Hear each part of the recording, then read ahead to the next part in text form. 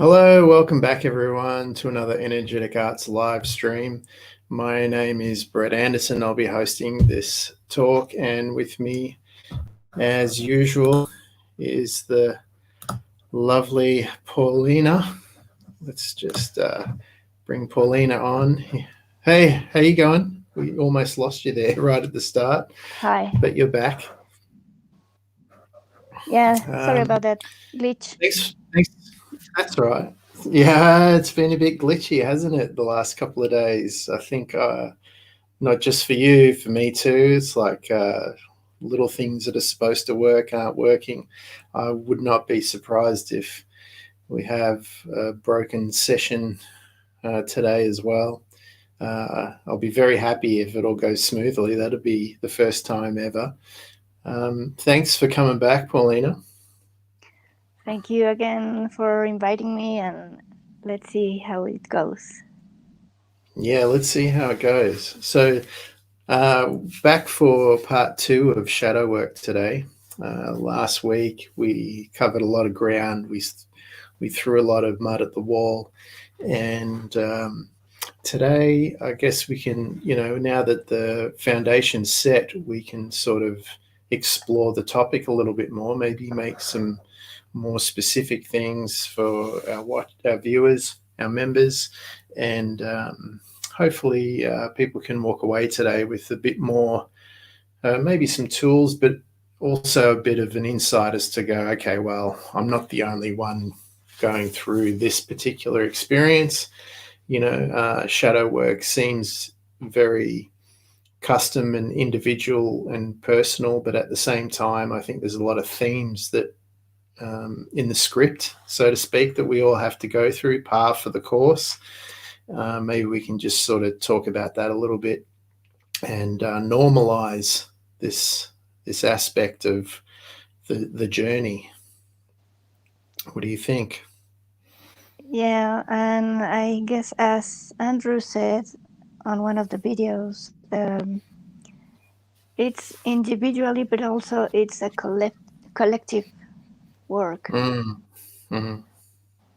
So in order to tap to the collective, you must first start with the individual.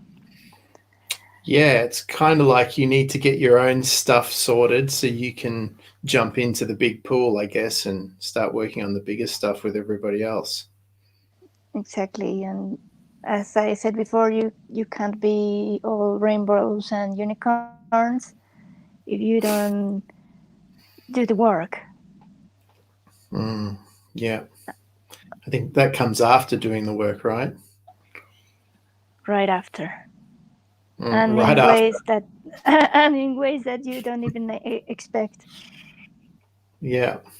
Okay. So, yeah, go ahead. Let me just mention a quote by Carl Jung that says, "Until you make the unconscious conscious, it will direct your life, and you will call it fate." Mm.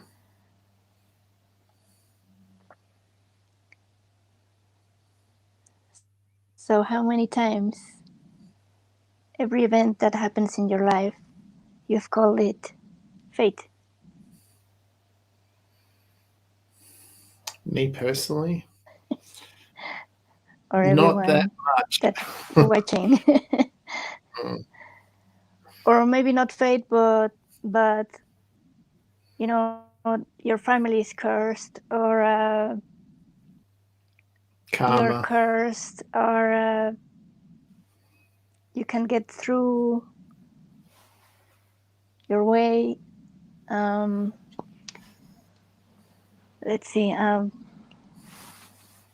Because I've learned, and I've studied a little bit, that sometimes shadow work comes either from indoctrinations, generational patterns that keep showing on our relationships, on our places, work, events, you name it. So, as you are still playing in the autopilot mode, you will keep living the same experiences, and you will keep complaining and saying why this is happening to me, right? Yeah. It's easy to. That's all you can do is complain when you're not in the driver's seat, right? It's always like someone else's fault why you're not getting to where you want to go on time or in the right direction. I think part of shadow work is going, all right, I'm going to take responsibility here. I'm going to sit in the driver's seat. And if I'm going to get to where I want to go, it's going to be on me. And if I don't get to where I want to go, it's going to be on me. But there's no more victim mode playing out here, And I think that's one of the hardest parts is going, all right, I'm here because, all right, I was probably directed and maneuvered, and maybe there was some collisions on the way of, with other people's ideas or influence or energy. But from this point on, I'm going to own it, and we're going to start from here, and we're going to move forward, whether I know everything I need to know or I have all the tools or not. I'm going to take a stand here and start leaning into this and owning it all, the good and the bad.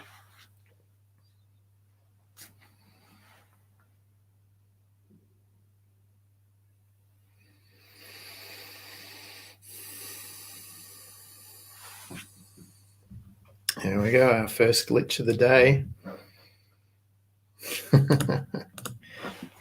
First glitch, there it is. It always happens when you start to get into it, right?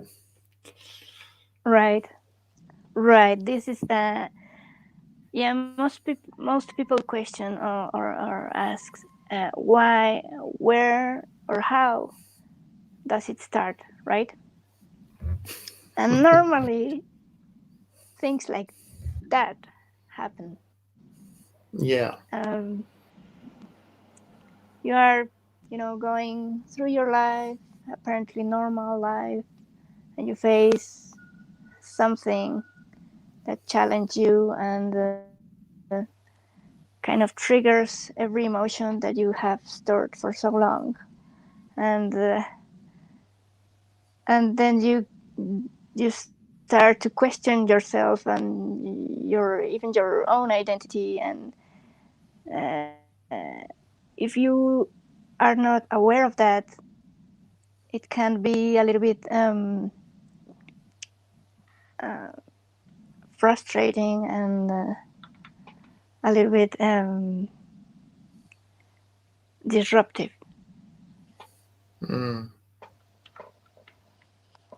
Yeah, exceedingly frustrating, I've found, me personally. It's kind of like when you you come, hey, Andrea, she's here. She made it. Hi. You made it. Yay. Hey. Yay. You should jump on. Yeah, you should jump on. Yeah. Go to the comments, click on the link, jump on and share the screen with us, Andrea. Because, perfect example, there's some people She's in the group right now going right through it right now. Yeah, right there. She's going right through it right now. And it's kind of like, you make the decision, all of a sudden, all these barriers almost like pop up, like pop-ups on your screen, just annoy the hell out of you. Nothing seems to be working. I think programs are failing. Connections are dropping out all over the place. You're getting all frustrated. It's like, nothing, this is terrible. This is worse than when I started. Can I go back? You can't go back. It's like once you take the red pill, you can't unsee the matrix. And then once you start to work through things, it's like magic. Things, opportunities, rewards start to fall into your lap, and it's almost like I can't believe this is happening. Yes, once you create that void, once you clear that up, and once you take all the garbage out, you give yourself the opportunity for new things to come, and in ways that you don't expect, and bigger ways. Always, it's always on the bigger way, right? Yeah. Yeah, it's because it comes from the unknown. You can't possibly know how it's going to come to you. Exactly. And also a very important part of it is not wanting to have control of it, because Yeah. you can't. No, you Because can't. once you start to work on your shadow, one topic comes after the other. Like, it's something like, or for me, it's like, okay, the universe is ready, and you said, I'm ready. I take full responsibility of my life now. And the universe is saying, okay, you said magic words, here we go, right? Mm-hmm. Mm-hmm. Yeah. And Take out the garbage, clean the house. but also the universe says, yes, I can help you, but ultimately the work is absolutely your own. Mm-hmm. So you Yeah. have to gather all your strength to face all the sorrow, all the grief, all the anger, all the misunderstanding, because on this period also you kind of lose relationships, or because you're breaking, right? Mm-hmm. Yeah. You Let's are go into that. Let's go into that. you are on becoming to become, right? You are not longer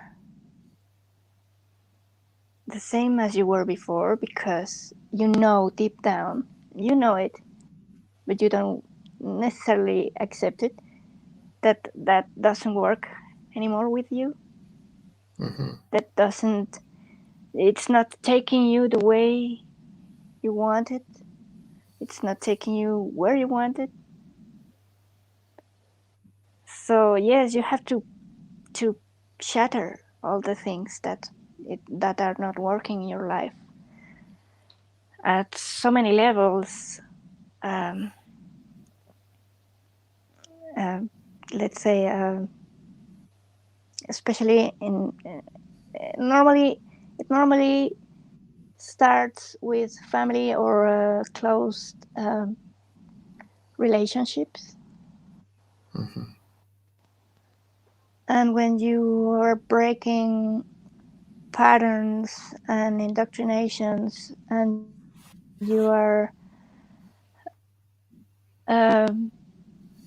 becoming aware of, okay, this is mine, this is not mine, this is the family stuff that I've been learned for so long, but I know that this is not me, this is not Mm-hmm. making making a progress with me. So yeah, it's first, it's a lot of awareness, a huge process of awareness. And as I said before, you become the archaeologist of your life.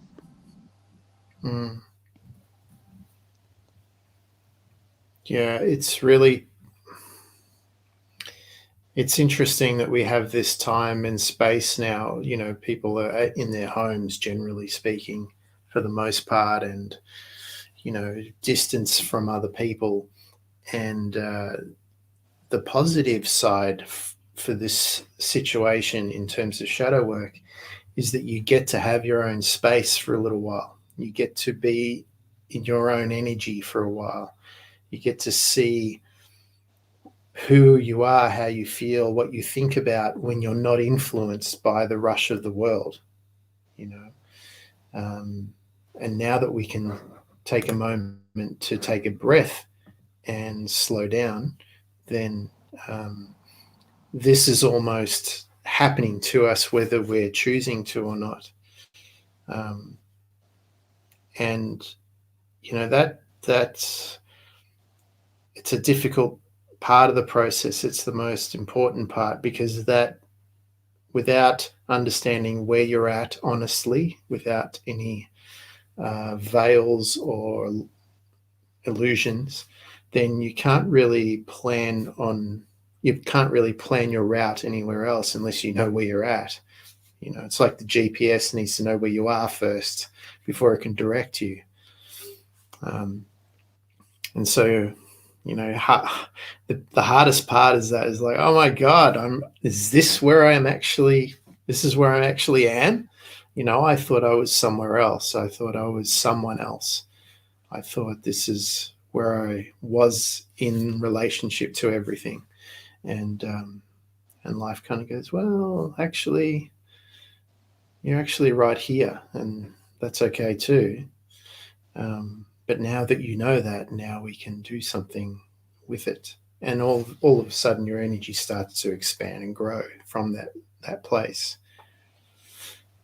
And Yeah. Just to add one little thing, when you said about shattering, it's like, yeah, it does shatter. But it's not like you go around shattering everything. You grow so much that it breaks apart. Your reality breaks apart around you, because it's too small for your energy. Exactly. The things that you thought were the things that you needed, turns out that you don't.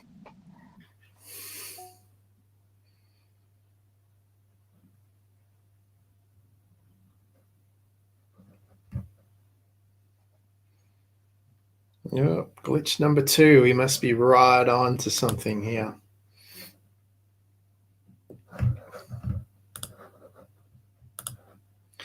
And I'm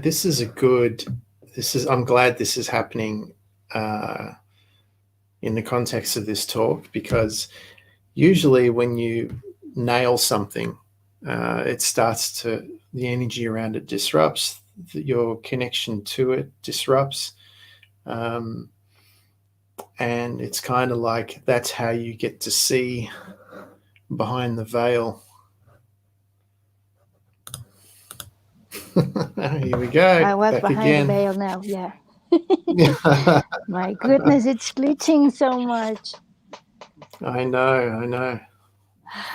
And it's funny because in the green room here, when you freeze and you come back, it's like a second you comes back and the old one disappears and the new one comes in, and now we're talking to the new you. So you've had 2 changes in this one video, and in the last 18 minutes. That's impressive. Let's go for 3. That's really what happens actually on shadow work, And when you're acknowledging that part of you that is, I will continue with the word shattering. You are removing all the pieces that are not yours, and you are kind of shedding, cleaning yourself up and shedding a new skin and becoming the authentic self. You start to shine brighter. Your energy shifts.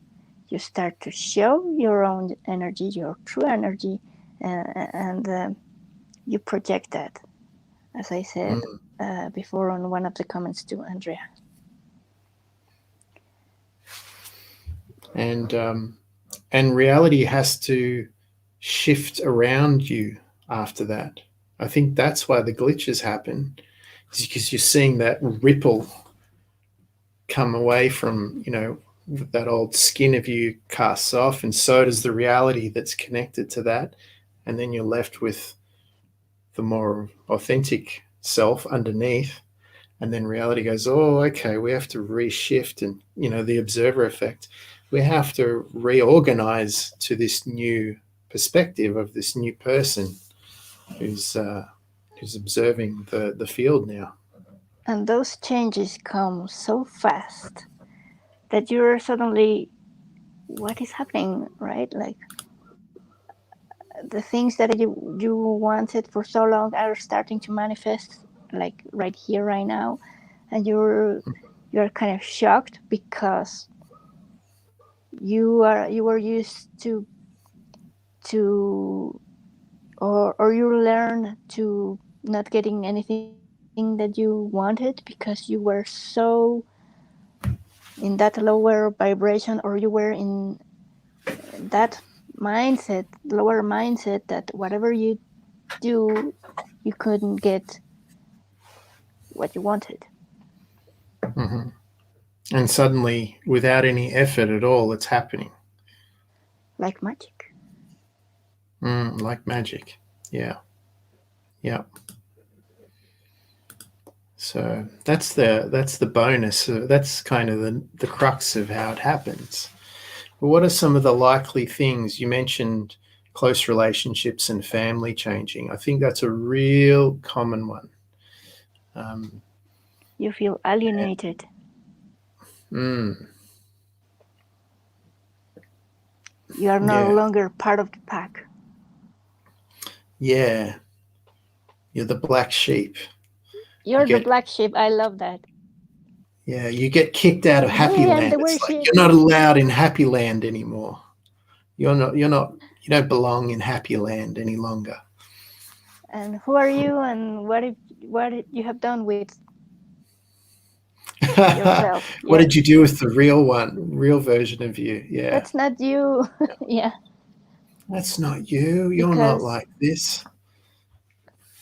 Yeah, because once you break those patterns and break those behaviors and those thoughts, you start to creating boundaries as well. Mm-hmm. You start to having more self-esteem and more self-love, and suddenly the ones that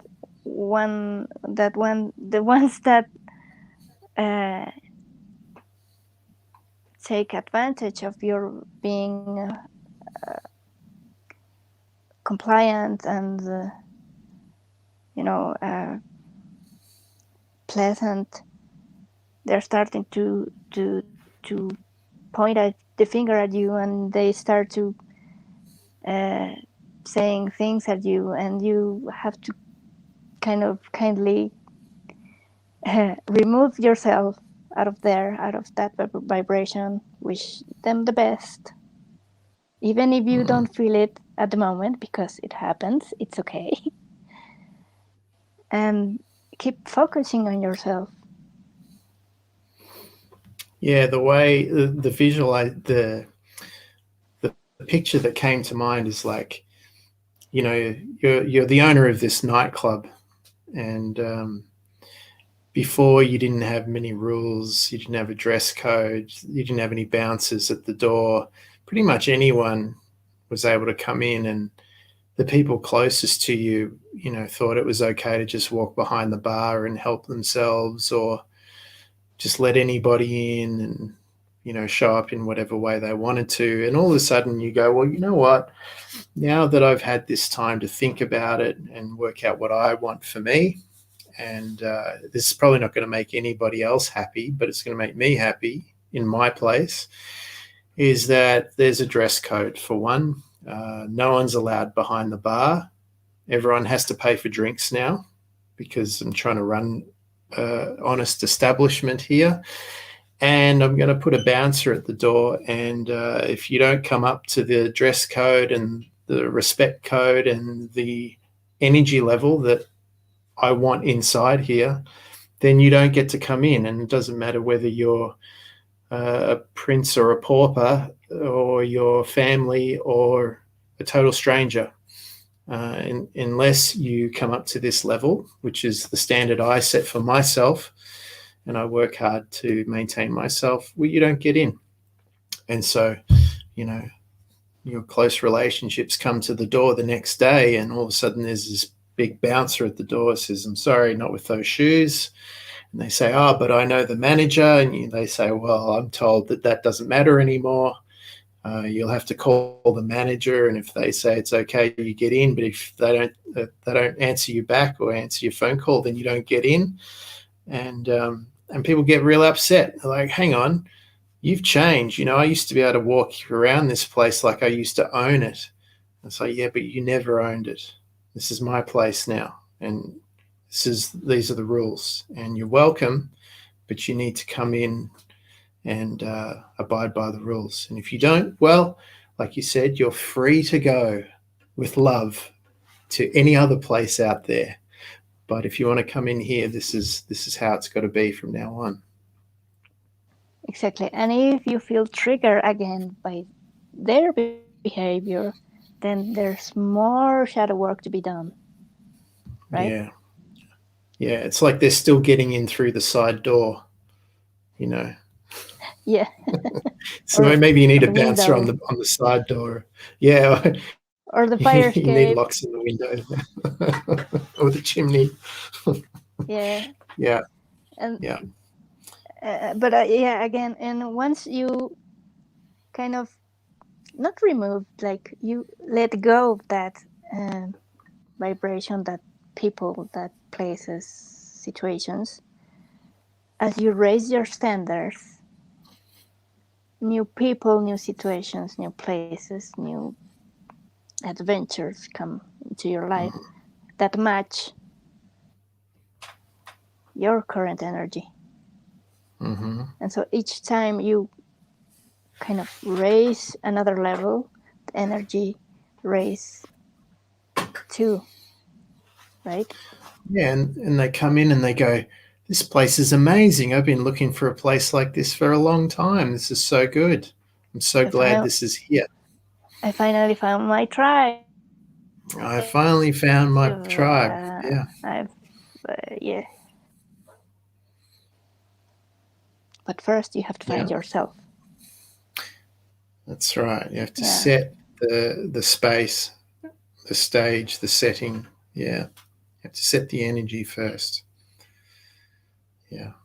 Because the new people that are going to come into your energy and go, "This is amazing. I've been looking for this my whole life and I love it."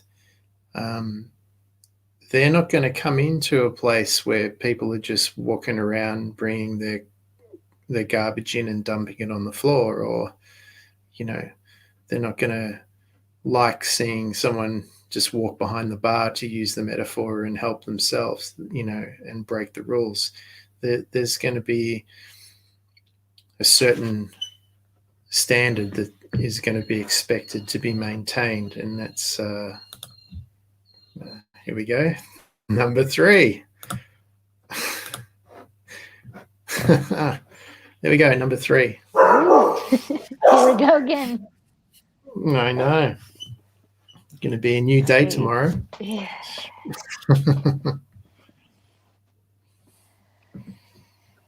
Another shed of skin.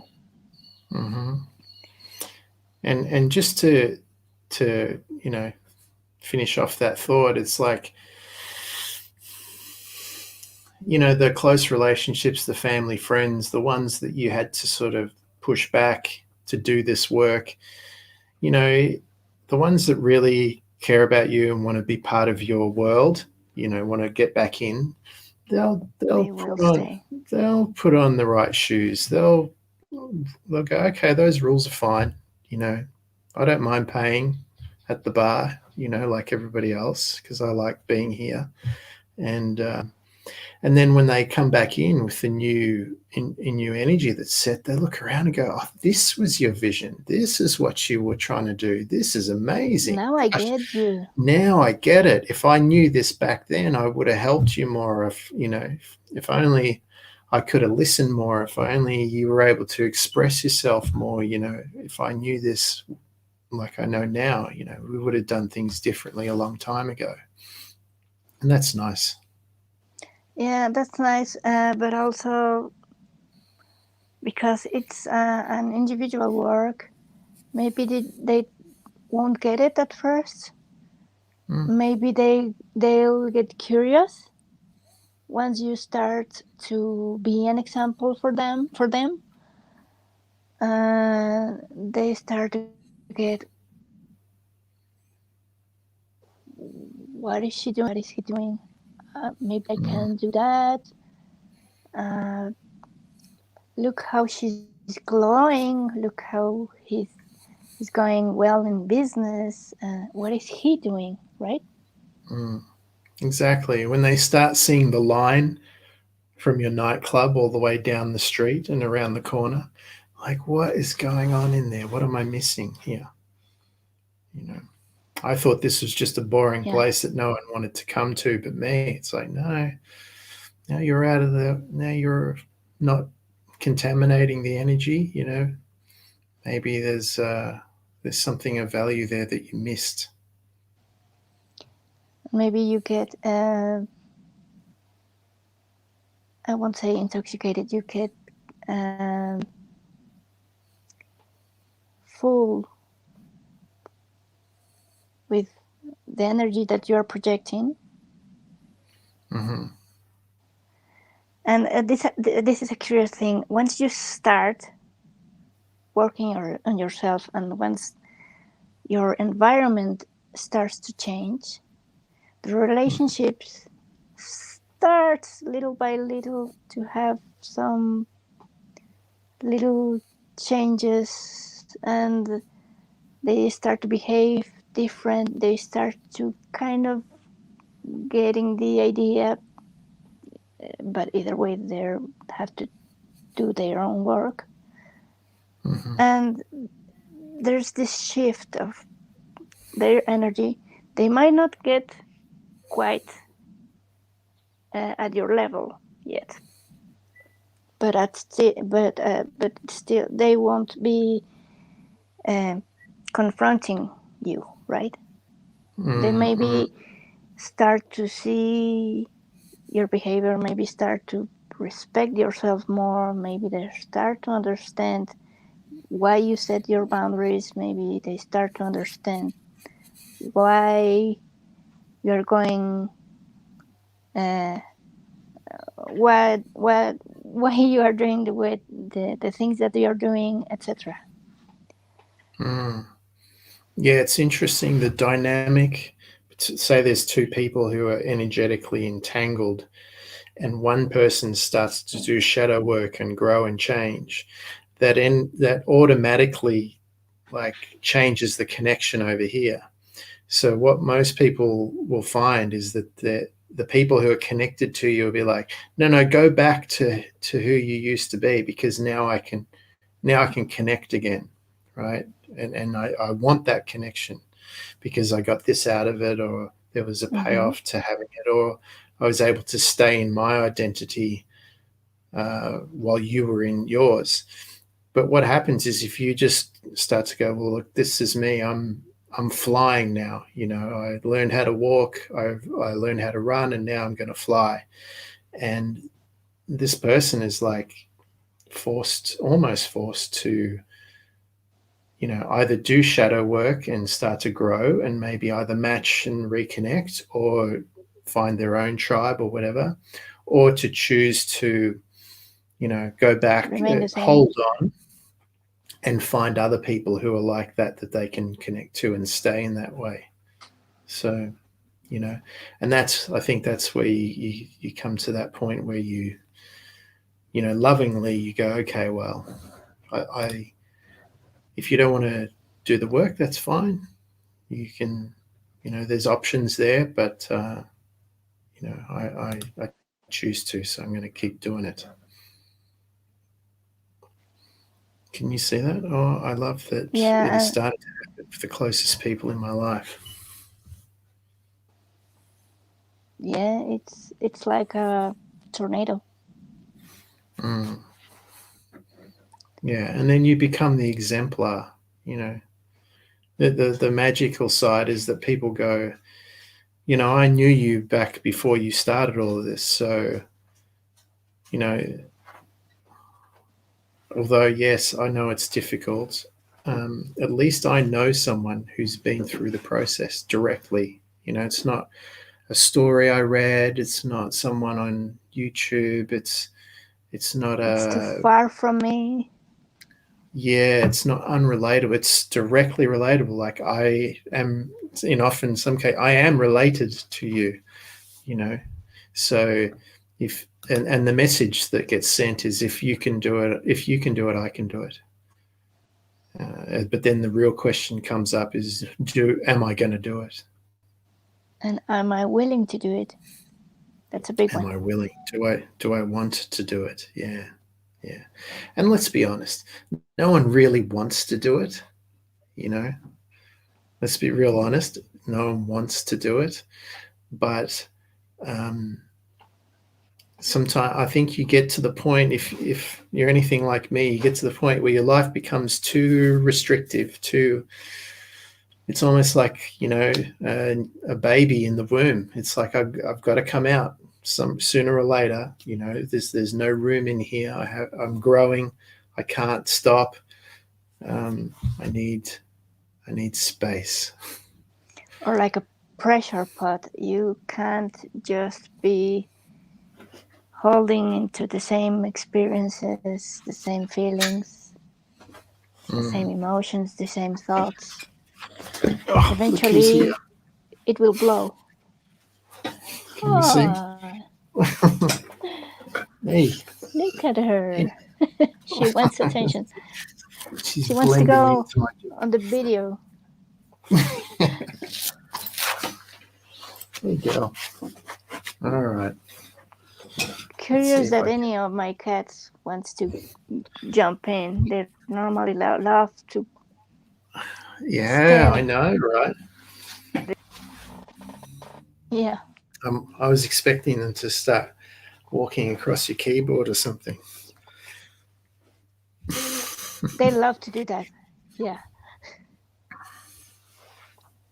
A catwalk. A catwalk. Yeah.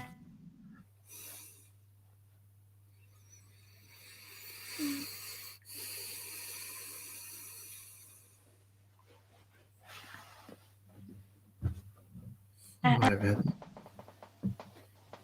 Oh, we still got you. There you are. Yeah. Oh, my goodness. It's so glitchy. Big changes on the horizon. Full moon. And also you start to stop blaming the moon and the planetary alignment and the black cat that passed in front of you, Mm-hmm. Yeah, the full moon has its own energy, but you can use it as a booster to change, right?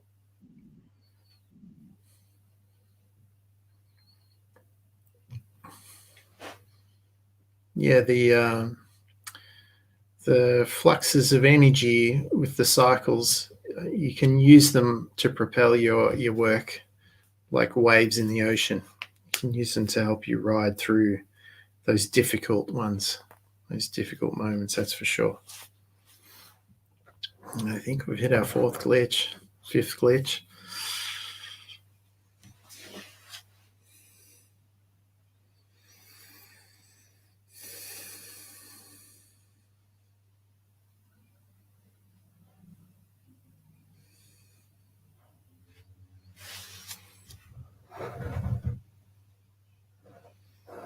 Oh, there we go. Here she comes again. Back again. Here I go. There we go. So it keeps rebooting. That's all right. That's good. That's the whole point, right? It's perfectly illustrated.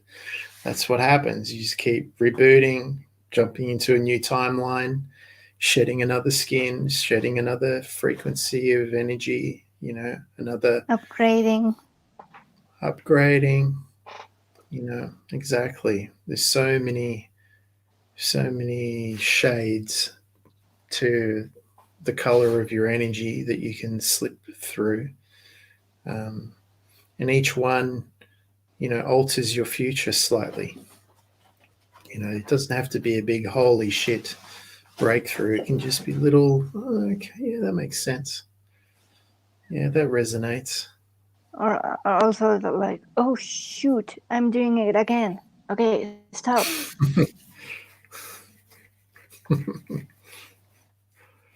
That's So, awareness. And that's when you actually grow.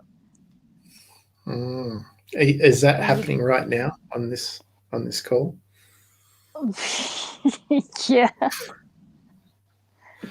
For a shy introvert that gets panicked going live, Mm, it's not easy. mm. I think it never will, but it gets better with practice. Yeah. Well, I think a lot of people feel like that. I know I felt like that starting out. Yeah. It's like, oh gosh, do I really want to be out there in the public eye and have people, think and feel whatever they do? And it's like, you know what I found? Not many people are really paying any attention anyway. And the ones that do, maybe they need to hear it. Maybe it helps them. So we do it. We do it for that reason. Maybe they won't like it, but it's a necessary thing to get that message out. Yeah, and the opposite of that is there are so many groups and so many pages and so many channels and so many profiles. It's like if people don't like you, they're probably just going to move on and not even you'll never know anyway. So it doesn't really matter. And the people that do, it's kind of a miracle that they find you. That's a real um, manifestation of itself. Yeah, that's right. It actually starts to appear on the people you know, or groups that you might like, or pages with the same uh, interests, you know. Mm. Yeah, and yeah, part of the process that I found is that when you're going through that time alone, is not to be in a rush to just let anyone into the club again. Maintain your boundaries, maintain your standards, keep working on your own energy and clearing a path for yourself. Um, because, if you're finding that things fall away and you're in this period of solitude, uh, don't rush out to replace, people, places, times, events. Keep Because going with your energy. that doesn't work as well. Well, yeah, and all you're doing is putting everything back the way it was, and it takes a lot more energy to maintain that than it does to keep going. Allow your new self to cultivate, your new energy to get stronger and radiate more wildly, and wider. And and what happens is when you finally do make connections with your new energy to the same types of energy out there, is that when you do make connections, you won't need to maintain them anymore. They will Exactly. just be there because they want to be and they resonate. Oh my God, Abel, how are you, man? It's been a long time. We were just talking about this, energy reconfiguring, and I'm back again. Good to have you here, Abel. Thanks for joining us again. Again. Again, it's good. Glad to hear you. Good. And Yeah, also, Abel's worked on his energy a lot. a little bit of you have to be a bit on a kind of a hermit mode for a bit when you start to shedding all that and you start to see all the old pieces that you left behind for any reason to uncover all that. And you eventually when you are on that hermit mode and you start to see yourself with more compassion and gentleness, and you start to seeing all the things that you keep away for so long, and you start to acknowledge that okay, that this is really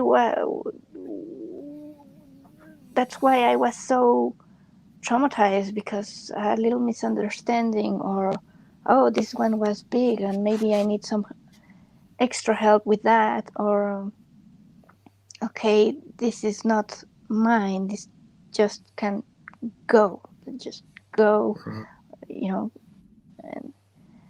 But it's a necessary process to get to the next phase. You also can't you can't stay in that hermit mode for long, because otherwise it's counterproductive. Yeah, you sent me something recently with Joseph Campbell, and he talks about the hero's journey. I think we're all getting familiar. If we haven't, we should get familiar with the hero's journey. Take a look at it. And once we go into the cave and slay the dragon, so to speak, the completion of that cycle is to go back into the world and to share your knowledge, experience, and to, be of service in whatever way you feel. And to test yourself if you are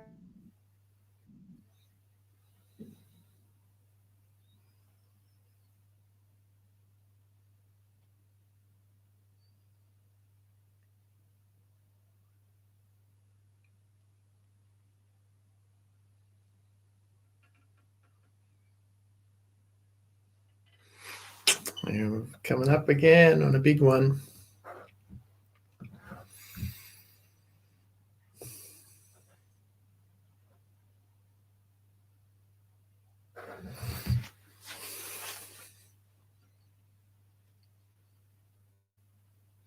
This is really good. We're getting into some deep stuff here. Coming back out of the hermitage and testing your changes, seeing if they are robust enough to hold up. And, sometimes going back in and out of the hermitage is part of the process too. It's kind of like forging a sword, heating and cooling and knocking out all the impurities, folding it again and again, folding your energy again and again, and refining it, getting it as good as you can, and then going back out into the field of life, reality, seeing how it holds up. And part of what we're talking about here is reprogramming the subconscious. And when you're doing that, you're not actively out there protecting your energy. You're seeing if your energy on autopilot is going to hold that frequency for you, protect you from the things that in the past were not so good for you, that maybe took your energy or disrupted it in a way that wasn't useful, wasn't helpful.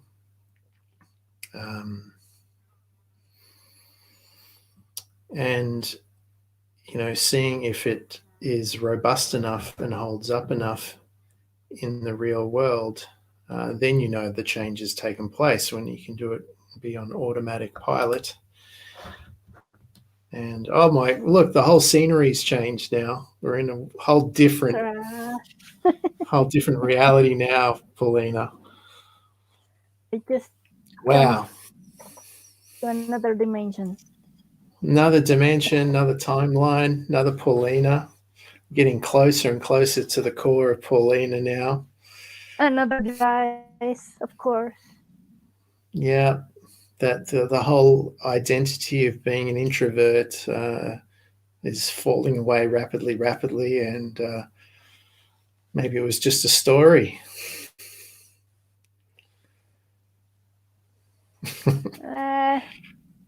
I don't think so, but it gets dated. Definitely, it's upgrading. So yeah, because for example, on my side, there's a message to be told, right? Like, yeah, you are an introvert, but you don't have to be a hermit, and you don't have to be scared of people or talking your your true self or speaking your truth. Sorry, um, So yeah, now back to where we were. Yeah. I was just talking about how, once we come out of the hermitage, it's kind of like, okay, this is where we get to test things. We get to see if it holds up, you know. And in that process, by the way, obviously you want your changes to stick and you want them to be, reprogrammed to the point where you don't have to manage them anymore and they serve you in better ways. But it's also like, you want the glitches to happen. You want things to break if they're going to break. You want them to break quickly so you can go back into the hermitage and fix them and come back out. One of the things I found really frustrating is when you think you've got something nailed and you go about your life and you're working with it and working with it. Maybe 6 months later it breaks. And then you go, oh God, now I've got to backtrack back to the Here we go drawing board, again. fix thing. Here we go Yeah. again.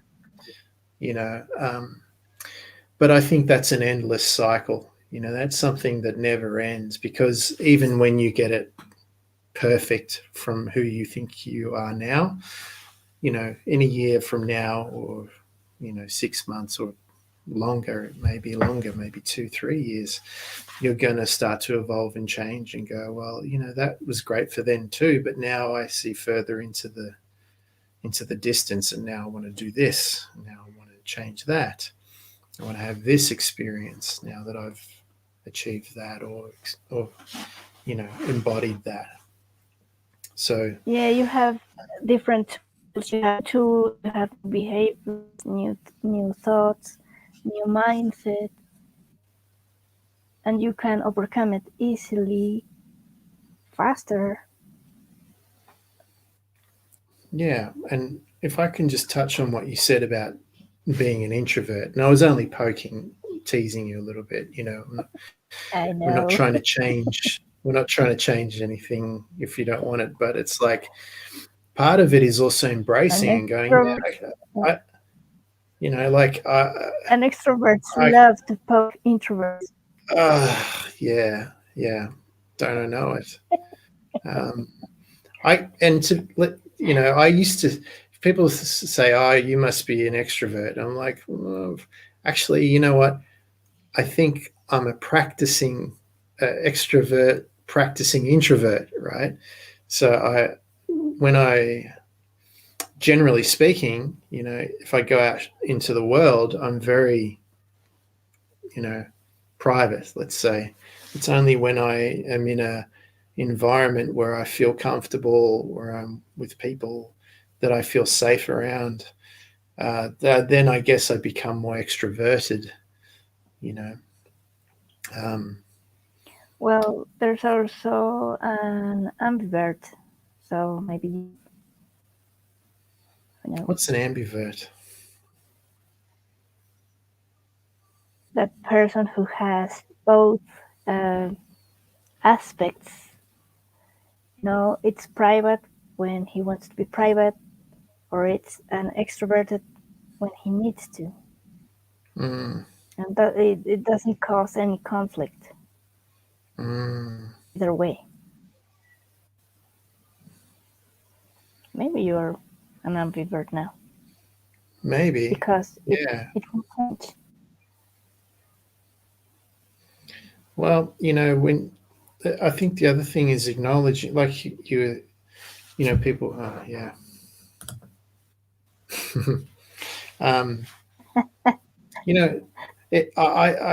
I relate to what you said before. It sort of frustrates me when people, you don't have to be like that. You don't have to. It's like, yeah, but that's how I feel. That's how I feel. And some places, and I've traveled around the world, some place by myself, I might add, and some places, humans terrified me. The places I was in worried me. I was looking at how can I get out of here.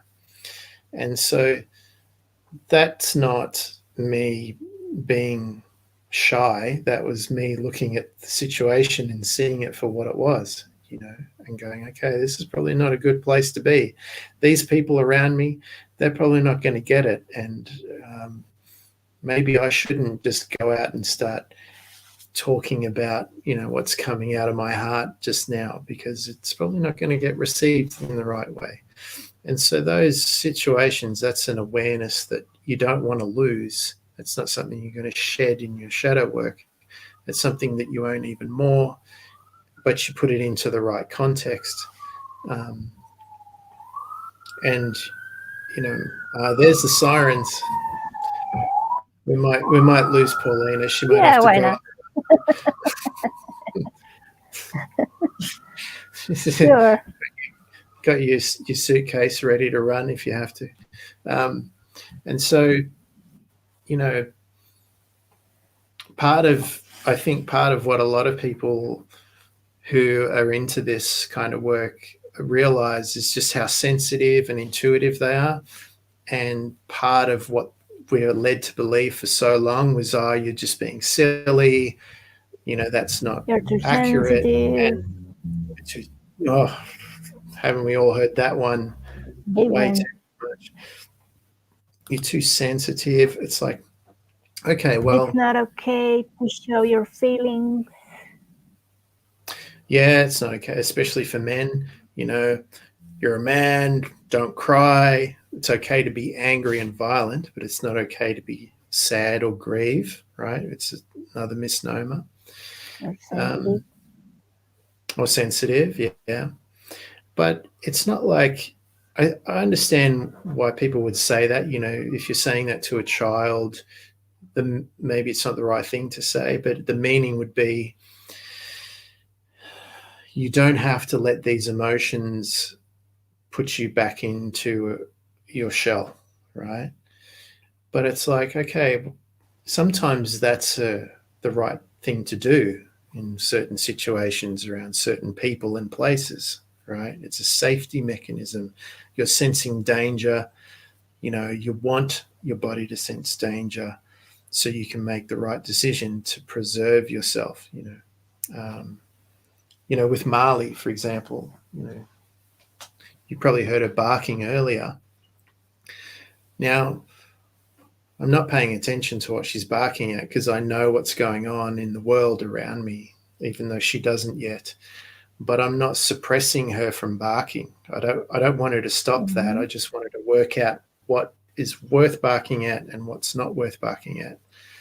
And so for now, every time she barks, it's like, oh, what is it, girl? Good girl, show me what it is. And I go and investigate. And I'm like, oh, that's okay. Don't worry about that. I've got that, But at 2 o'clock in the morning, 3 o'clock in the morning, if I'm fast asleep and I don't hear a noise that shouldn't be there, I want her to bark so I can deal with it, So I think part of when we're talking about sensitivity, it's putting it into a new context to go, okay, that's that's like a early warning system.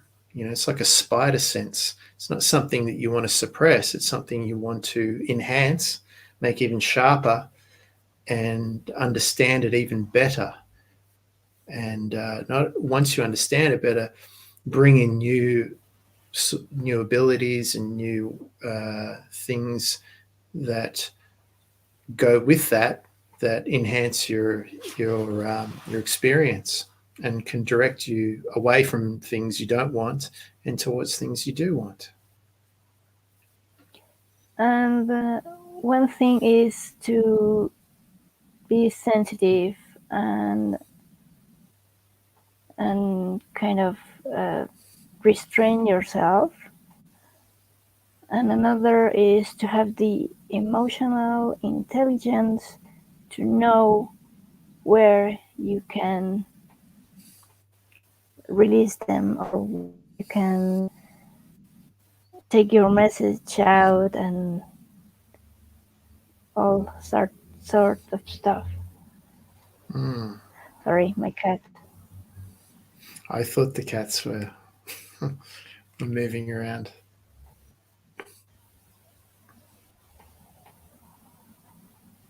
But yeah, and also another topic that I wanted to talk about when you're doing shadow work, and it's a big one, it's self-sabotage. Ooh. How many times do you self-sabotage? Well, wait for the glitches, people. The glitches are going to come thick and fast now. Yeah, all right, let's do it. Let's talk about sabotage. Where do you want to start?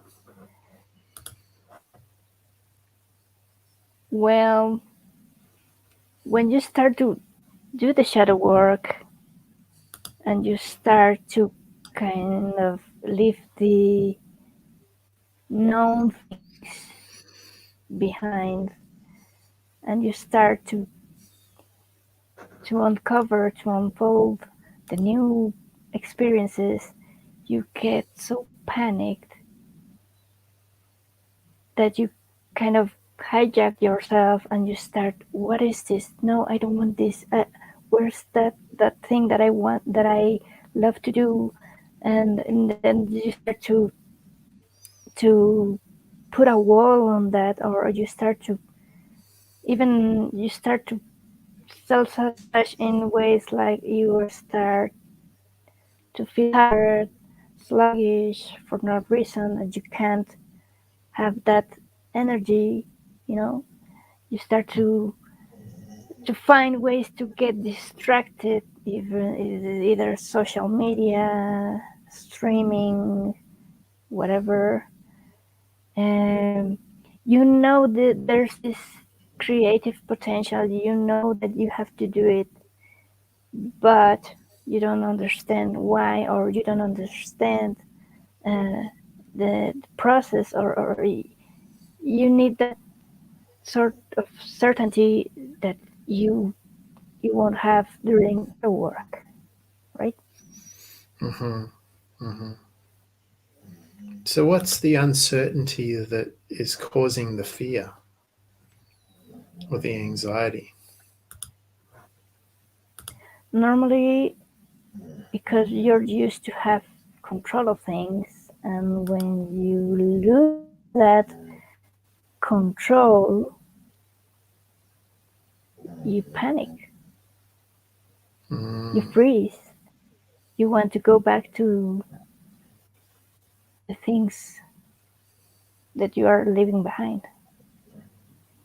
And also you take the wrong decisions, right? You start making the wrong decisions. Like, I want these fast results, and you end up making poor or bad decisions.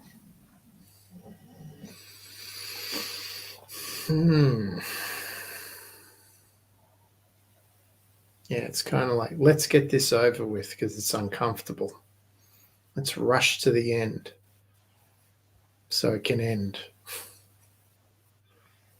I don't want to feel this. Come on, let's go. Yeah, and it's not like that.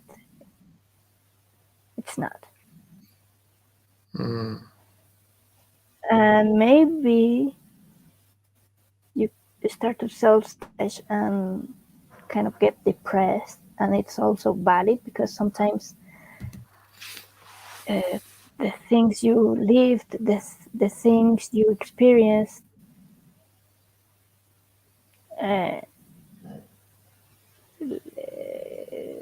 left you with a hole in your soul, so you don't know how to move through that.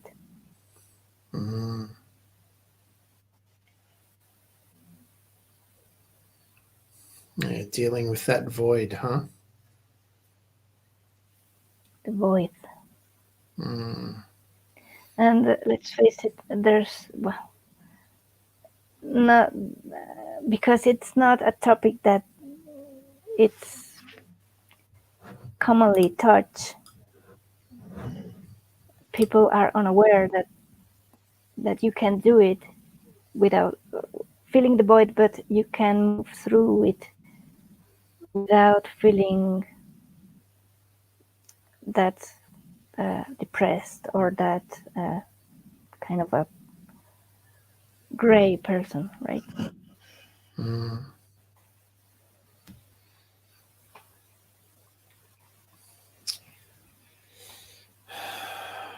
This is a big one and a very common one.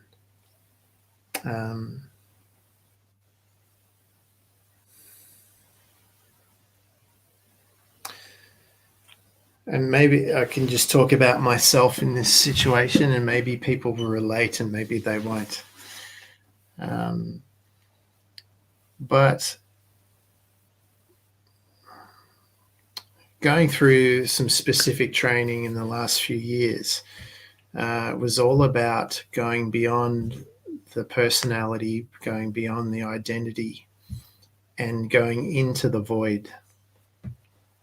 And on your way there, everything is going to try and distract you and stop you and hold you up and pull you back and turn you around. And there's all these signs: wrong way, go back, scary place, don't go there. You know, often those warning signs are placed right at the edge of paradise to keep people out. You know, it's a bit like if you go to some parts of the world, there's definitely a socioeconomic barrier to be able to go and reside in certain places. You need to have a certain amount of money, let's say, to live there.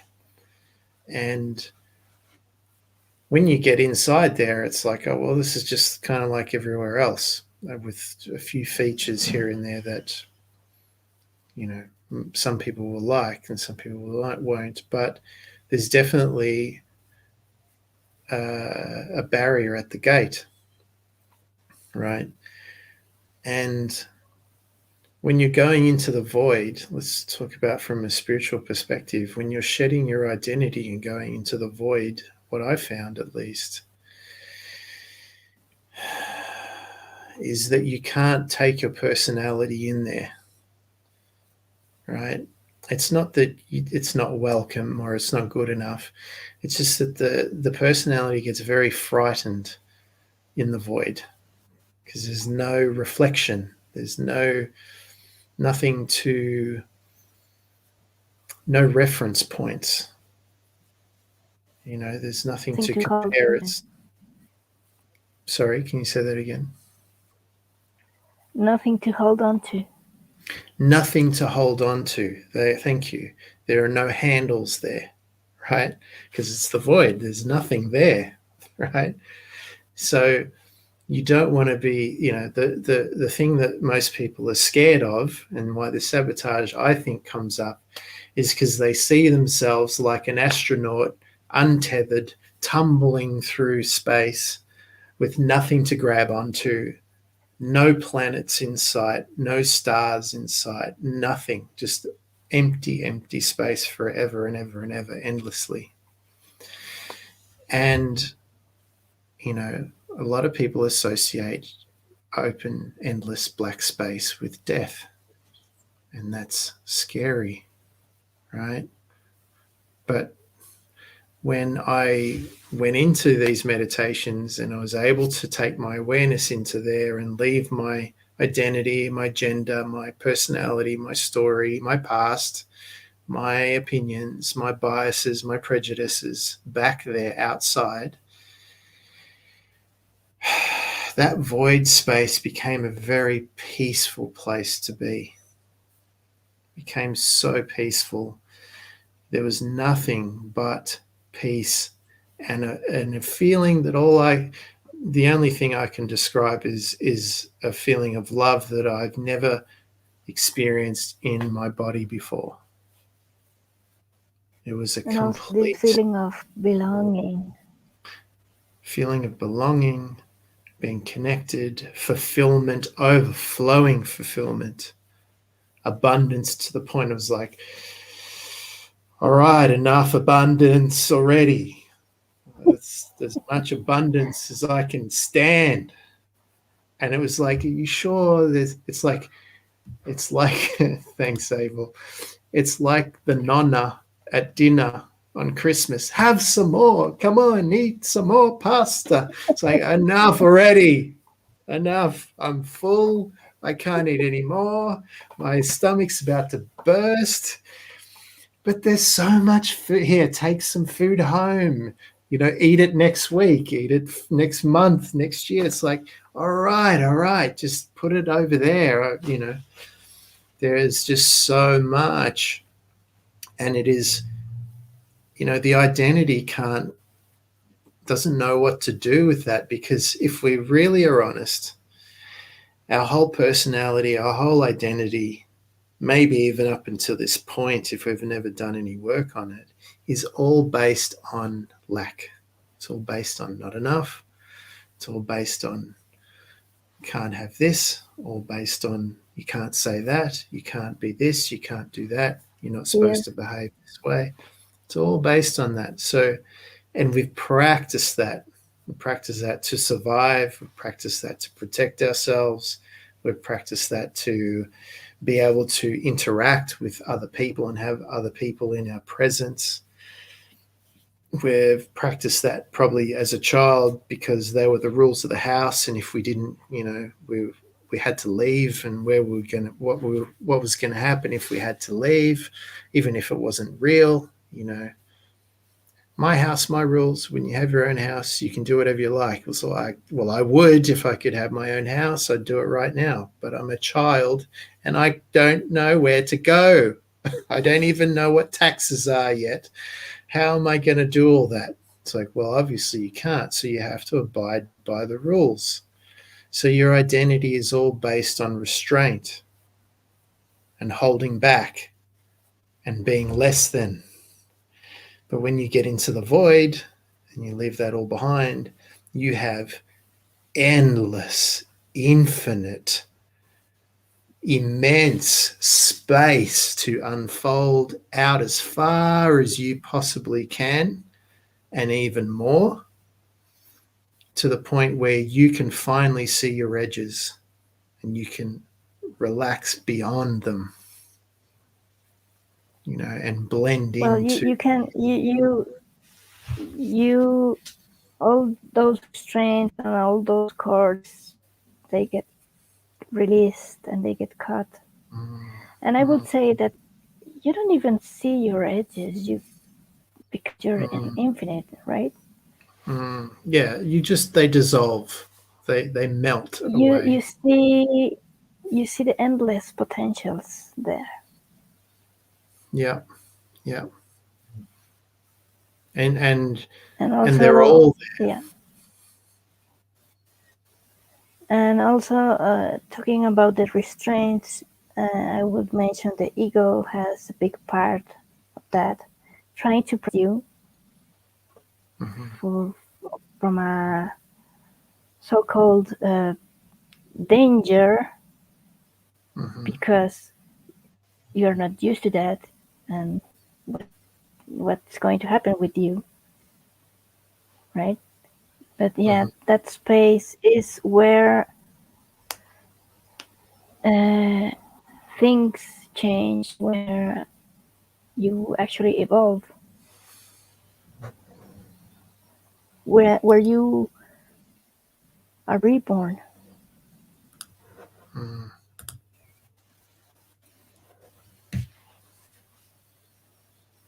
Yeah. And you're starting from a clean foundation.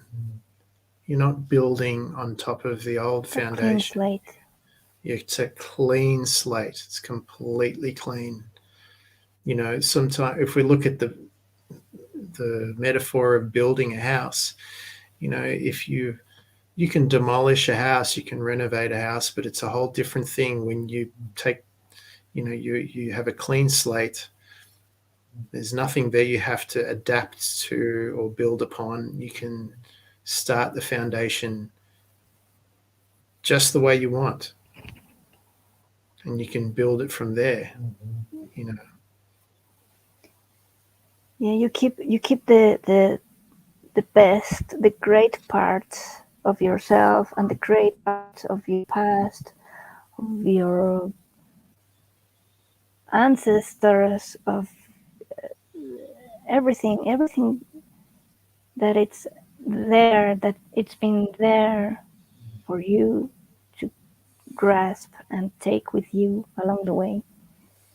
They become the real foundations, stronger foundations, and from there you can build a castle. Yeah, one And you thing start to not conform, to not live in conformity. You start to look for more.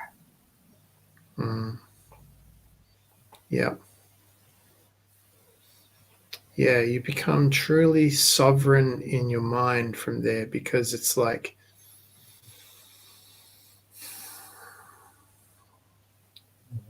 you own it all, and you go, okay,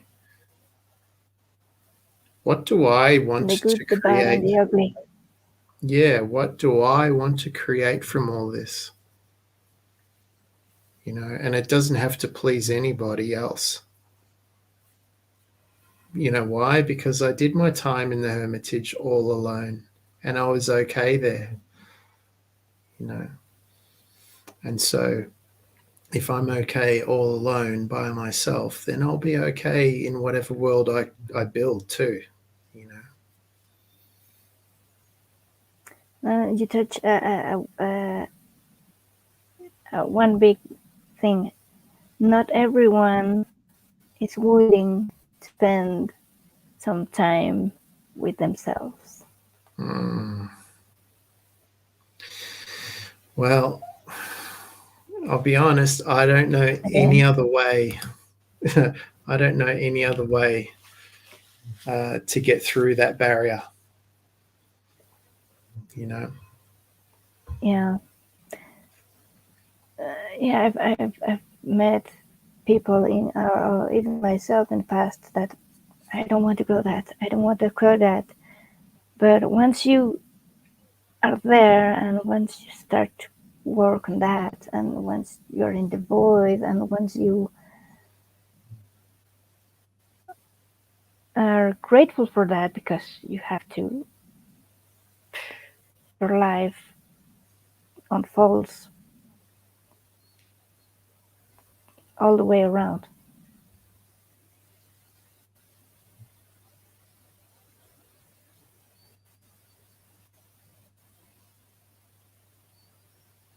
Yeah, coming back to being in that void, and people mistaking it for being, like death.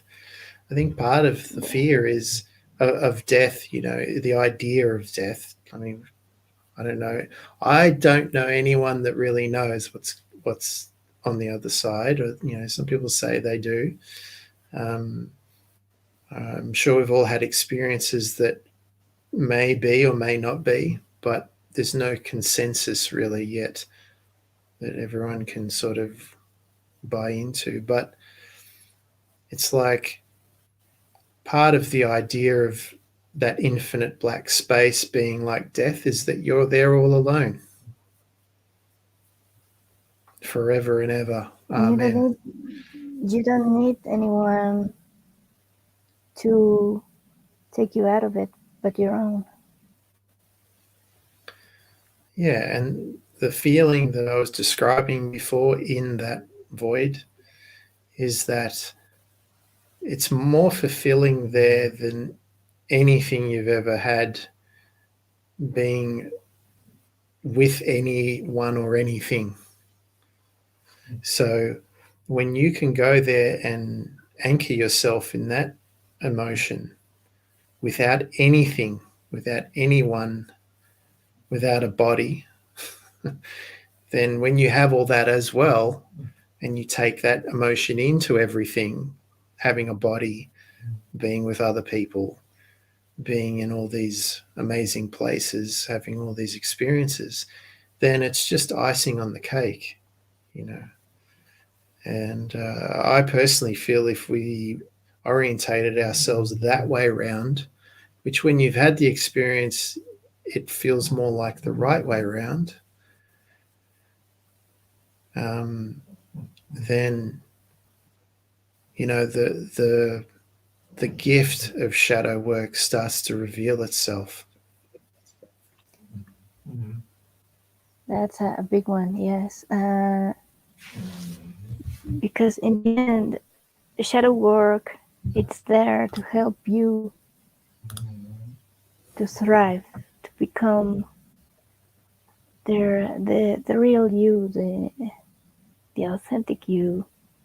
And doing that, you're also helping the collective to become the true self, and to raise the vibration of the collective, and raise the vibration of the planet.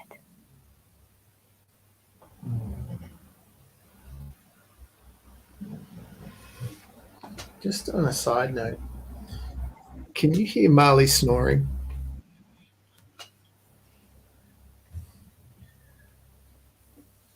Oh, I think she stopped now. She was snoring. If you heard that Not noise, really. yeah, she snores. No, that was beautifully said, Paulina. That was big and very deep. Yeah, and can you imagine when more and more people have this experience and what they'll come back with from that, and how they will start to conduct themselves in the real world? You know, it's They hard start to to imagine. change things around.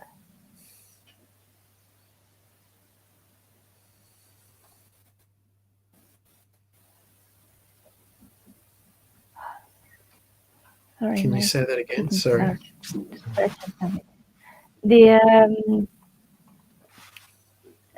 once they do once they do the work, they start to change things around for the better, mostly.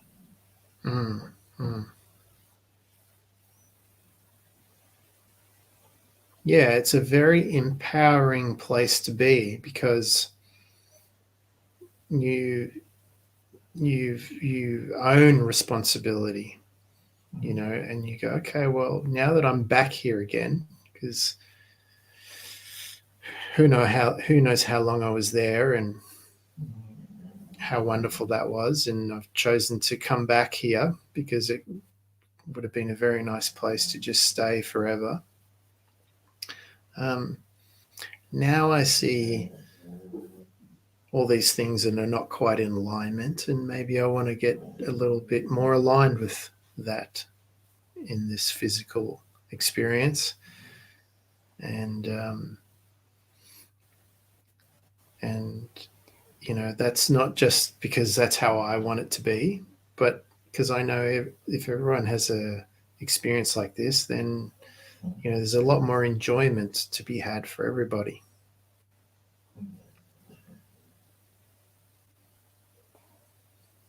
And also you start to bring more people into your frequency, or in this elevated frequency. And if you know the Maharishi effect, when the things change globally, right? That get enough people vibrating in a higher frequency, the shift, the global shift becomes quicker and bigger. Mm-hmm.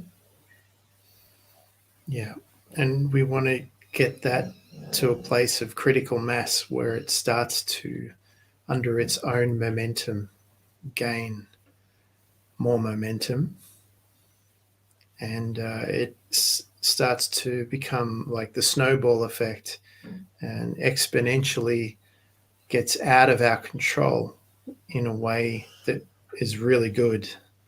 We want to be out of control of that experience.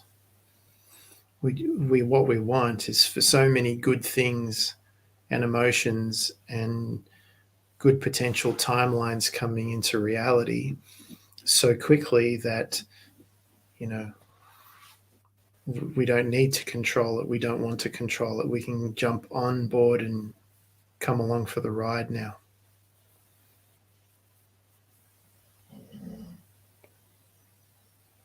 Yeah, and again, you start to show up, and you start to be an exemplar for everyone, and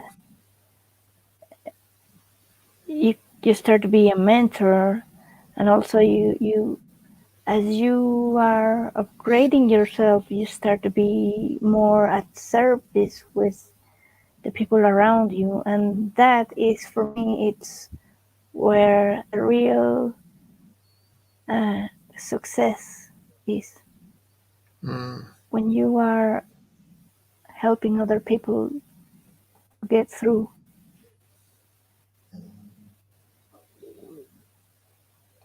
The boundary between the identity between me and you starts to blend, I've found. And it's like, well, because the separation is getting less noticeable, less obvious, and the connection is getting stronger. When I help you, I help myself, and That's true. it's the most selfish thing I can do, and the most selfless at the same time. Exactly. Because helping you helps me. So when I'm of service, it's the best thing I can do for myself, which is you and me. And when you heal yourself, you heal others. This is amazing. I've heard this so many times, and it sounds like a cliche, but I challenge everyone listening to this to start doing shadow work, have a breakthrough, see the benefits in your own life, and then look in the world and see how the world is changing as well. At least in and theme. you don't have to do a big thing like going directly into the void right now. You have to start, changing a habit, being aware where does that habit comes from, or where does that behavior or that thought comes from, and that I no longer want to live or want to keep living or creating or recreating. So yeah, you can start with baby steps. You don't have to feel all the deep feelings right now. You have to. You can do it with small step, with little shifts. Yeah, it's real simple stuff. And now we start coming back up out of the depth and decompressing it back to the surface. It's like, if you have an hour's travel to and from work every day through traffic and maybe, because that's the main way, and all of a sudden you find a scenic route, which is kind of the same time, but it's less stress, or it's a nicer drive, or you decide to stop listening to mainstream radio and listen to a podcast or a live stream like this one instead, and it changes the way you use that time, then that's enough sometimes to kick everything off. And just also, because I know there's some people in the group that are doing it difficult, and they're holding on to a job that they really don't like, that they're probably getting not treated very well in.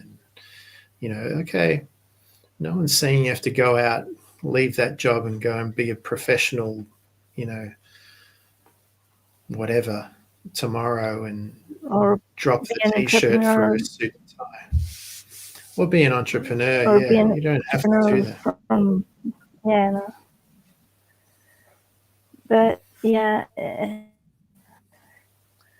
oh my god, the idea is sleeping. But if that's all right, I got it. So, but sometimes it's like, okay, even if your job is working at a chain food restaurant, where everyone there is depressed and the manager is a prick, right? And that it feels like it's a dead end nowhere. Well, you could, and then you go, well, I've got no prospects, I've got no qualifications, I've got no education, whatever. It's like, well, you know what? It could be as simple as going from that franchise of the same chain to another one in the next suburb over. So here's your house, and you work at this one, but you change and work at that one instead. It's the same company, but there's different people there, and you're going a different way to work every day, and you're doing things differently. You're changing the neurology in your brain. You might be earning the same money, but that's enough to change your orientation, to get your energy on track, in the right direction. And then from there, you can carve out some space and time to redirect your energy in a way that's more useful to you. And from there, things can open up in all sorts of ways you couldn't even imagine. And it's not a big change. You're still kind of doing everything the same, but it's not the same. And that's enough to get things going. And once you notice that change, your mind makes that click, and okay, this is getting good. What's next? What can it get better? How can better? Start to look for it. Yeah. You start looking and you for start things. to plant the potentials, and you start to see another paths. Same with relationships. If you are in a familiar environment that drains you, and for now you can't get out there, what can you do to be on a higher level? You can get surrounded by the right friends, the right family, or the family or the relatives that you know have this similar energy of you, and you have to kind of reconnect with them and start to kind of having these conversations so that you can up level that draining energy because it's draining, and you start again to swift that, so the things that you want start to get into your field.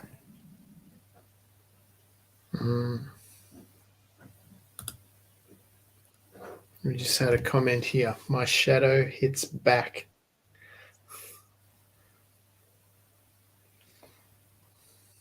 It will be, but each time you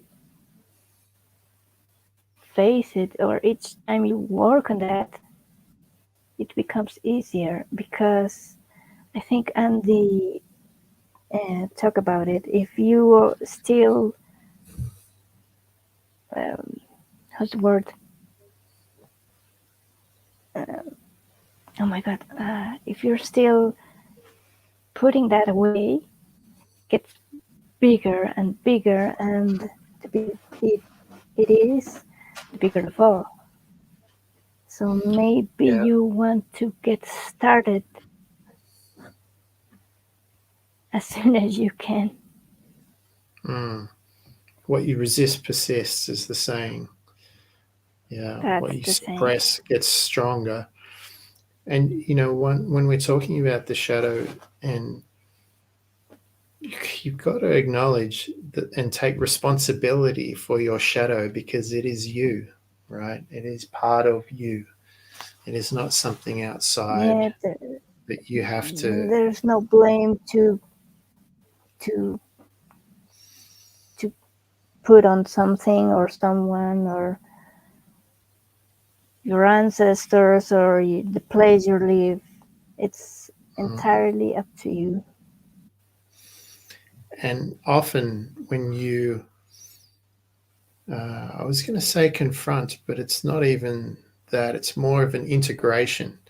When you integrate and embody your shadow side, often it has the solutions or the tools or the techniques or the strategy or the perception you need to be able to get out of the situation you're in.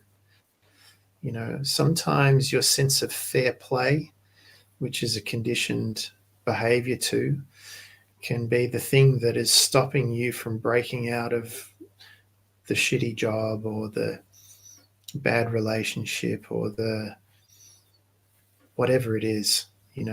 Maybe it's the ability to earn more money, right? Whatever it is, doesn't matter. Or this is a common one that we all face. The lack of motivation to get fit and be healthy. Often the shadow part of you that you're resisting has the solution for that problem. And because it doesn't think the same way. That part of you that you've been compartmentalized, it doesn't necessarily play by the rules, doesn't necessarily abide to fair play, but it probably has the solution, probably knows how to deal with that problem. We see that when, I think it's been depicted in many films where the shy kid who gets bullied all the time finally finds his teeth, and one day snaps back at the bully, and then it's done. It's over. And the bully isn't necessarily your shadow. Your shadow is the one snapping back at the bully sometimes, and that's part of you. You've got to embody and go, okay, that's part of me. I can be aggressive. I can be dangerous if I need to be. I don't want to be, but it's there, and I'd rather it be there than it not be there. That's saying, better to have and not need than to need and not have. Sorry, Paulina, I didn't mean to talk over you. No worry. Talking about movies, going again with Harry Potter, and when Voldemort pierces his soul into the Horcruxes, and Harry has to find each one and break them and kill it, so that part of the soul can die, so that part of the darkness can vanish. I think that's what we have to do. And also the shadow work holds those bits of gold bits of your soul that need to be released. And as you said, it's not a confrontation. It's kind of an integration and getting the insight of who you are, what you're here, because most people get frustrated with who am I, or what am I doing here, and most of that answers come from doing shadow work. Yeah, those last two movies of the Harry Potter series, they were quite Dark. Yeah, and they needed to be, you know.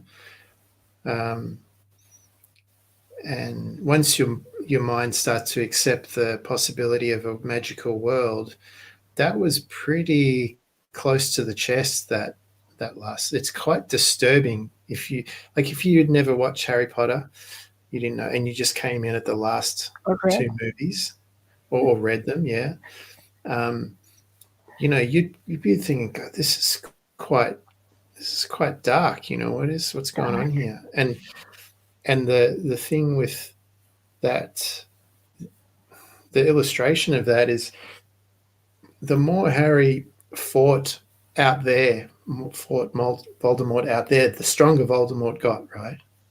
The stronger he got, the more connected he became, the more influence he had. But the second he found all the Horcruxes and started to release them, let's say, and embody and own that, okay, Harry can be just as dark, he can be just as terrible, but he chooses not to be. That's when Voldemort started to get weaker, right? To the point where he's just this thing under the bench. And once Harry acknowledged that there's a part of Voldemort in him that needs to be killed,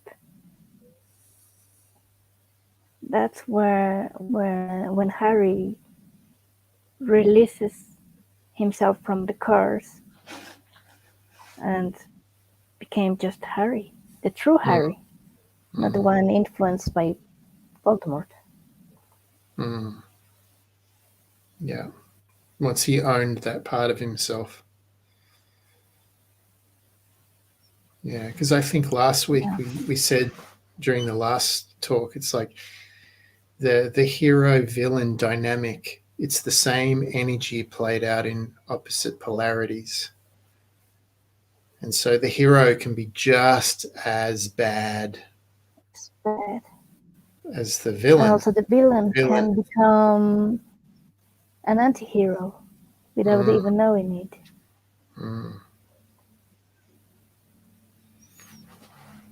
Yeah. I remember in all the it's funny, all the super villains, the ones that want to kill half the world to save it, they all think they're doing the right thing. They all think they're helping for the higher purpose, for the higher good, right? Yeah, it's for the greater good. The difference is in that idea is the end justifies the means, whereas the hero's side is like, well, no, how we get there is important as well. There has to be another potential. And it has more value if you're doing it yourself, encouraging other people to do it, than controlling or trying to control other people or trying to control the outcome of what you want. Yeah, I think that's kind of what's played out at the moment. I'm sure that this Yeah. is not the first time that humanity has been reset. I mean, the Bible even talks about, fire and brimstone coming and the floods and da da da. We've all heard those before.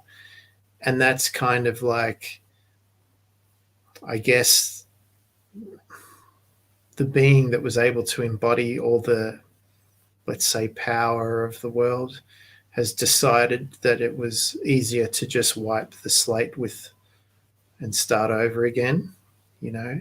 Whereas maybe we're at a point now where, as we all wake up, we can all go, well, you know, maybe we can find a solution where we all get through. No one has to get wiped out, and we can all end up breaking the cycle, not just overcoming the negativity, let's say. Um, Mm-hmm. but we can make this a sustainable change, an ongoing change that doesn't need anyone in control of it, you know.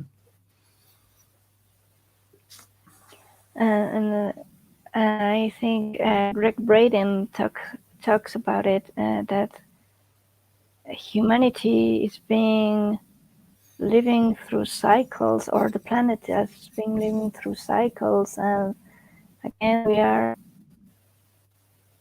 going through a big one. And right now there's this kind of tipping point where people are awakening and are noticing that there's more there that has to be addressed, and there's and that you have to be sovereign of your life, and no one's gonna do it but yourself, and no one has to do it but yourself.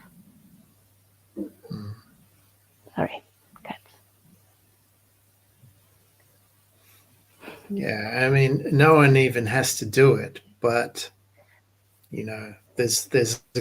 there's I feel, at least, there is lots of rewards at the other end if you do, you know.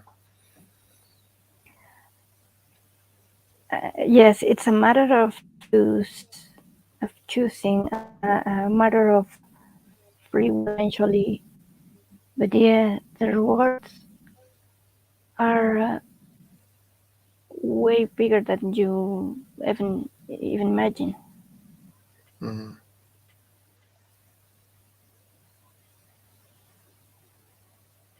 Yeah, So yeah, definitely. it's uncomfortable but necessary. Yeah, what was that meme? It's we're shifting and it's uncomfortable. He's like, no, it's uncomfortable, but we're shifting. You know, That's it's a one. matter Yeah. of how we look at it, and I think part of what's happening at the moment with all this nonsense being so blatantly obvious to everybody now, it seems like, I don't know about you. I'm sure you feel the same way. I'm sure a lot of our members and viewers feel the same way. It's like the second you hear any bullshit, it's like bing, ding, ding, ding, ding, ding. You don't even have to hear the rest. It's like, oh, here we go. That's Uh, not uh, that's not the truth. And the second you hear truth, yeah. it's like, okay, that feels different. That feels better. That You know, that resonates with me. that resonates. Yeah. Um, yeah, I'll probably still investigate it as well, just to make sure. But at least that is in, that seems true. That rings true. That frequency rings true to me. Um, and it's good that this is happening. I know it's uncomfortable and it's annoying, and it feels like that's all we get is all this crap. But it's getting so blatant now that it's and so in your face that it's what's true and what's not true, and you can feel it. That it's like, okay, I'm glad it's like this, because a decade ago, a lot of that stuff slipped past the mass consciousness. A lot of people didn't pick up on it, that wasn't the truth.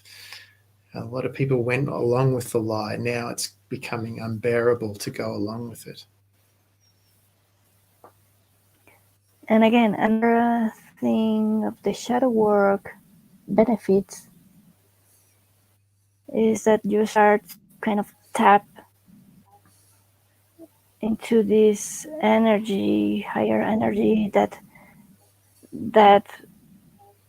kind of opens your eyes and opens your heart and your mind, and you start to see the BS around you, and you start to putting boundaries there, and you start to look for the truth.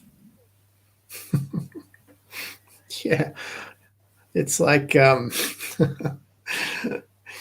now you can see the dog shit on the road and not step in it. You can walk around it now. As before, before there's all these people going, "What is that smell?" Like, I think you stepped in something. Like, no, I didn't step in anything. So I'm pretty sure you did.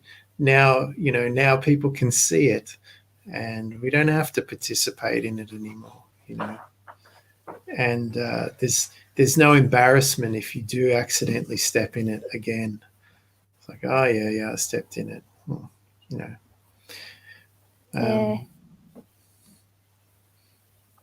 we have you a wipe lot that more out and discernment. you go.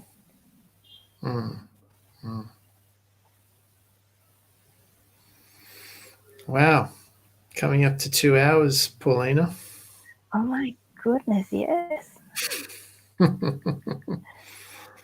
With glitches and all. I know, glitches all over. We made it through.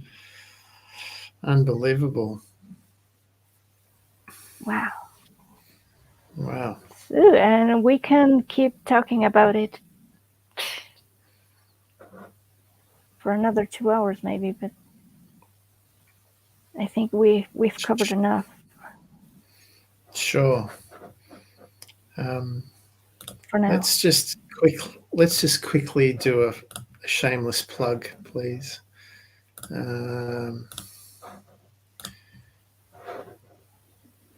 Ladies and gentlemen, if you found this talk helpful or useful, please go to the website, choose something you like. I think I added some new stuff there the other day. Grab a t-shirt, grab a key ring, hat, whatever it is that you like. I think there's over 100 products in there now. They're really cool. Thank you. Yeah, I like them. Oh, I got some new. I got some new out of the Above Top Secret yesterday. This one came in. Yeah, I'll be wearing that in probably the next live stream. Yeah. And let's see, just quickly. Let's see for the women in the audience. Oh, look at that. I'm not wearing my spacesuit tonight, but I use it every single day. Ah, beautiful. That's nice to hear. I love that. And when you say space, oh look, yeah, Sunny's coming. When you say spacesuit, you're talking about the hoodie, aren't you? The hoodie, yeah, with your logo. Yeah. This one. Ta-da! There we go. That one, and it's so comfy and it's so warm right now with this chilly weather we have here in Mexico. Yeah, so I wasn't sure how that was going to turn out, but I'm really happy with that hoodie. That is like our core piece, isn't it? Yeah, and it's so fluffy, and I love the fact that it has big front pocket. I love pockets. So, yeah. Yeah, so if you Yeah, can but get yourself a I've hoodie, you seen a won't lot of regret it. teas. Sorry? I've seen a lot of teas there that I put my eyes on, so maybe I will Oh, yeah. get hopefully soon. Yeah, beautiful. We've just got a few more comments. And Dan, sorry I missed this. I hit up that website and hope the topic of the convo is reiterated. Lots of love. Petra K. Ludwig. Thanks, Petra. Abel, You can nice. watch the replay. Yeah, definitely watch the replay. We're on YouTube now as well. Let's see. Let me just bring up the channel. It's probably good that we're mentioning this because I'm not sure if people know this already or if they don't. So we'll just mention this. Where are we? Let's remove that screen and we'll share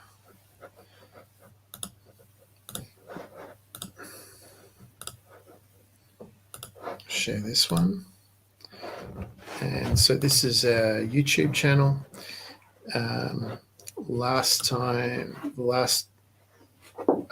That's us now. Right now, you can go to our YouTube channel, Energetic Arts, and see the replay. And of course, there are all the other replays and some old videos. Geez, really old videos going way back to the beginning. Good videos too. Yeah. Thank you. Yeah, you can see all the changes I've been through. Been lots and lots of changes. Kind of a different person now, but still me, but different me. So, product of the shadow work. There you go. Right. Anything else you wanted to add, Pauline? Oh, your introvert group. I didn't bring it up. Can you put your link in the comments so people can find your group as well? Wait a minute. Again. Wait a second. I have a Facebook page, group, and Instagram. Yeah, just put. Okay, let's put one or all of them in. Mm-hmm.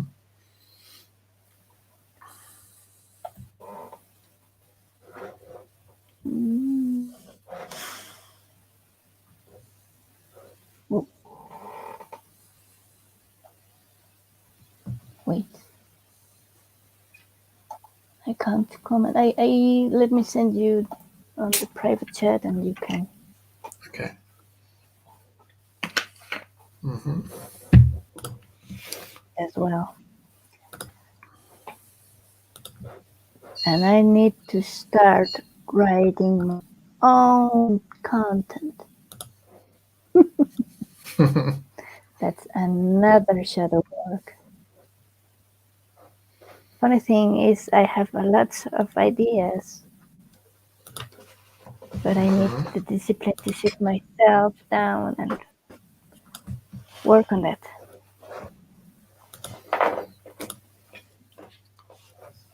It'll come. You need to do anything.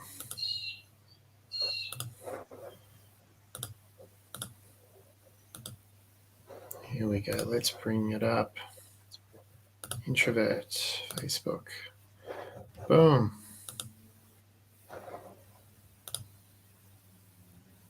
There we go. The introvert. Join the group, everybody.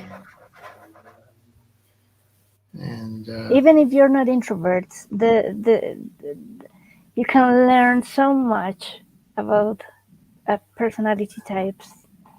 You can maybe you can relate to some things, not everything. That's me. Oh, for sure. Yeah. Are you sure this artist doesn't know you? I think that's you, right? It looks like, yeah, and with a hoodie on and everything, yeah. But that artist is amazing. She does a wonderful job of Yeah, illustrating the life of introverts. Yeah, and there's another one, perfect. but introvert doodles. That is really good as well. Yeah, But yeah, and like you said, you may look at all these personality profiles. You know, and um, at the top of even if the group, there's several links to the personality tests. Maybe if you're not sure if you're an introvert or an extrovert, or maybe you're both, or maybe you want to know more about yourself, they come handy. That's why. yeah, and chances are, even if you're not an introvert, chances are you know somebody who is. So it'll help you communicate better with them, and I'm sure they'll be a lot more comfortable knowing that you know how to communicate with them on their terms, in their language, in their That's personality type, true. and not for them to have to adapt to you all the time because you like to do Toyota Exactly. jumps But every time yeah, something excites you. Yeah.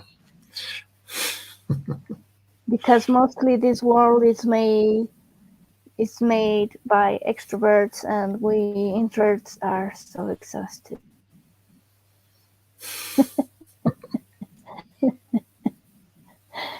And now it's our time to show you how we work and how we manage through the world. Yeah, and you'll be surprised just how much of this world was built by introverts. Um, True. yeah, yeah. Ah, Thank you. Thank you for the shout out. thanks again, Paulina. This has been really, really good. Um, everyone, once again, get onto the introvert group. Join the group. Like everything, and heart everything. Comment, share it out, and thank you all for watching. And hope to see you all again in the next live stream. Thanks again, Paulina, for coming and being here. It's been fantastic. My pleasure, and thank you all. Thanks for your attention, everybody. See you Thanks for later. watching. We'll see you all in the next video. Bye for now.